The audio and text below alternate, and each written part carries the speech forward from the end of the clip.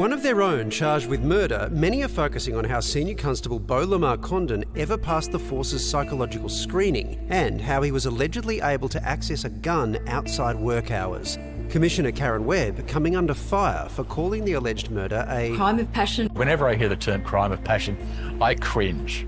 These things are very complicated matters, and that sort of passes it off as being something in the heat of a moment, and certainly not appropriate for a commissioner to make that comment.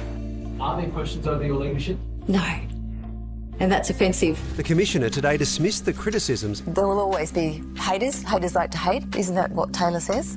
The fury from the queer community over the force's response saw Mardi Gras organisers uninvite police, requesting they withdraw from marching in this year's parade. This is not just about the tragic murder last week of Jessie Baird and Luke Davies. It's about a history of violence, discrimination and over-policing of the queer community. And this is the last straw for the community, which has prompted the Mardi Gras board to finally make a decision that has been called for years. We've been trying for years to actually bring the police and the public closer, to develop better working relationships, to deal with the problems of the past and improve the future.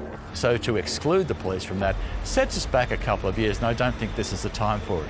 We need to be working together, not apart.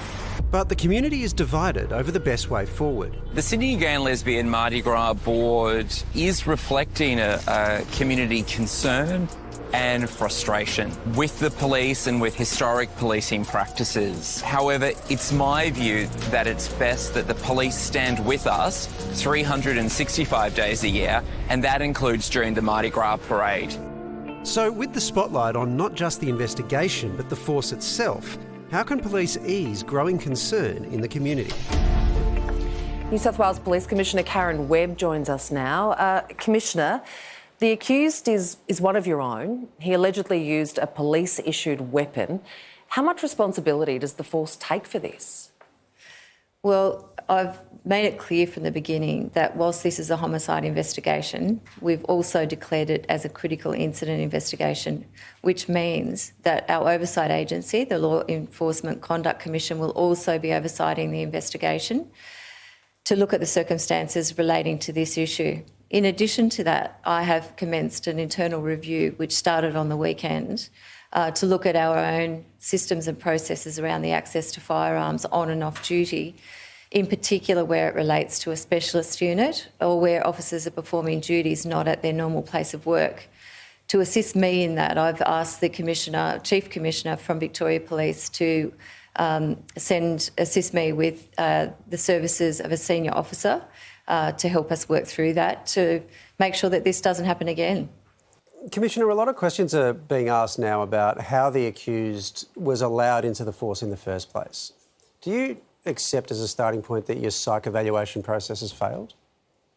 Well, that will all be subject to the investigation, and of course not only will we look at the circumstances of the homicide of Jessie and Luke, but we'll go backwards. We'll go back to his recruitment file and anything else that's relevant, and then it won't be until we've done that investigation, it will go before the court and the coroner, and then we'll be able to determine that. But it's certainly too early to say if there are red flags. It hasn't been brought to my attention, but we're open to all of those avenues, and we have to look at all of those avenues. We need to know some answers.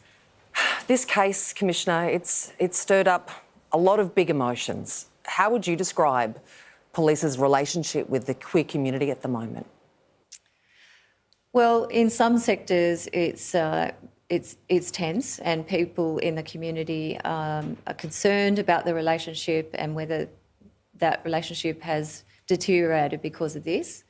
Other people in the community remain still the same in terms of the way they view police, knowing that we're talking about the actions of an individual who's currently before the court charged with 2 counts of murder. This is a domestic-related, stalking-related murder investigation. As I said, the accused is before the court. This is not a gay hate crime, and it's shouldn't be conflated that way. And certainly I've got members of the organisation who are part of the community as well. So it's really a shock to everyone in the community. But I think now that we've found Jessie and Luke, we need to find a way to work together and move forward.